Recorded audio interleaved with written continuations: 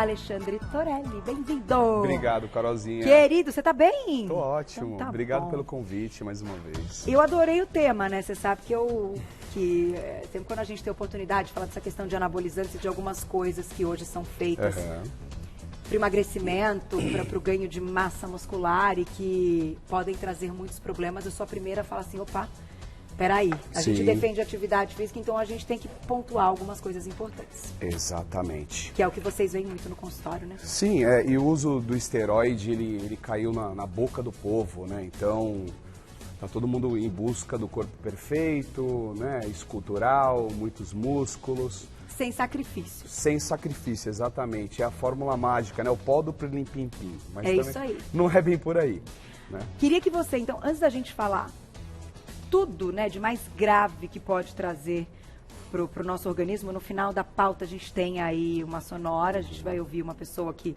usou durante muito tempo. Aguardem, tá? Aguardem que vocês vão ver o impacto. Vamos lá, vamos entender então por que hoje as pessoas veem aí como uma forma de ganhar músculo. O que ele faz, né? O que é essa questão hormonal envolvida? E o que todo mundo se pergunta é, mas poxa, então por que a gente tem no mercado? Porque claro que eles têm também o seu diagnóstico, algumas orientações médicas que algumas pessoas precisam, né? Exatamente. O esteroide anabolizante, né, androgênico, ele tem as suas indicações clínicas, tá? O grande problema dessas substâncias é que são utilizadas de forma livre, espontânea. Então o indivíduo ele usa sem orientação alguma, né? E isso acaba acontecendo, né, algumas patologias que a gente vai citar daqui a pouco. O esteroide... que ele faz? Me conta o que ele faz. Por que ele consegue agir dessa forma? Ele data já de 6.000 anos, né, a descoberta, isso na Roma Antiga, quando eles trituravam o testículo de animal e se alimentavam desses testículos, e trazia mais desempenho para aquelas pessoas. E também na Grécia Antiga eles utilizavam como alguns extratos, né? Faziam extratos de testículos de animal. Uau, né? Igual, sim, o nome testosterona vem de testículo, né? Então já começa por aí. Então é uma substância produzida no homem pelos testículos, né? Células de Leydig, e pela suprarrenal. E na mulher pelo ovário e também na suprarrenal. Tá. Exatamente. E ele é maior parte produzido, né? O homem produz muito mais do que a mulher. Né? A testosterona, ela dá características masculinas, androgênicas, ombros mais largos, o quadril um pouco mais estreito, uma composição muscular maior do que da mulher, a voz também é diferente por conta de hipertrofia de corda vocal. Então a testosterona, ela traz características masculinas. Tá. Mas a mulher também tem a testosterona, sua testosterona endógena. Que é extremamente importante, né? Sim, para desempenho, raciocínio, força, tá? Então, o homem tem muito mais do que a mulher. Não essa questão de raciocínio e desempenho e tal, mas ele tem características masculinas que se dão por conta da testosterona. Vamos colocar na tela, então, o que acontece com o nosso organismo com o uso do anabolizante. Olha lá, você vai explicando pra gente. Tá. Por favor, doutor. Vamos ver, acho que aí a gente está falando da molécula ali, né? Isso. Do receptor. Receptor androgênico, exatamente. É onde vai se ligar. Isso. Fizeram. Gerando energia. Exatamente. E mais, e mais. Isso. O anabolismo a gente fala em relação à hipertrofia. Por quê? Ele retém mais água dentro do músculo. O esteroide tem essa capacidade.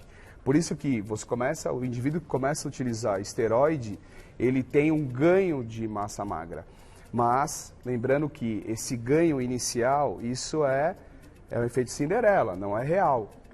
Porque ali eu só retive água no músculo, ainda não sintetizou novas fibras musculares. Ah, é? Exatamente. Por isso que esses usuários de esteroide, 2, 3 meses, quando ele para de utilizar, ele murcha tudo. Porque o esteroide ele faz você reter água. Entendi. Então, eu acho que o ponto perigo da chave aí dessa nossa discussão é o seguinte: claro que vicia. A pessoa vicia na imagem que ela está vendo no espelho. Exatamente. Então, se ela sabe que na sequência ela vai parar de usar e aquela imagem não vai estar a mesma, ela procura de novo. E aí, é esse uso contínuo, além de tudo, né? Não estamos falando só de usar pontualmente uma vez, o que eu também não concordo, mas assim, é fato que vocês relatam isso. A pessoa fica viciada. Exatamente. E aí ela não consegue ter fim. Ela fala, eu vou experimentar só uma vez.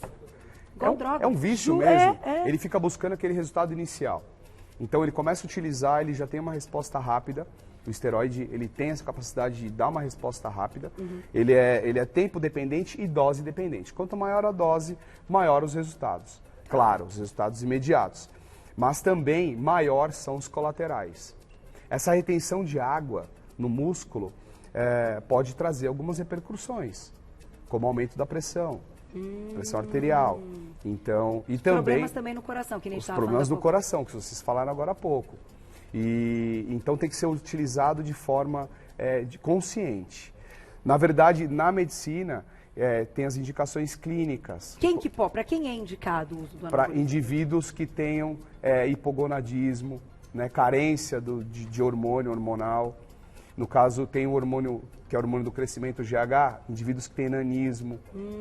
Tá? Então, tem segura essa parte aí do GH que você comentou. Tá.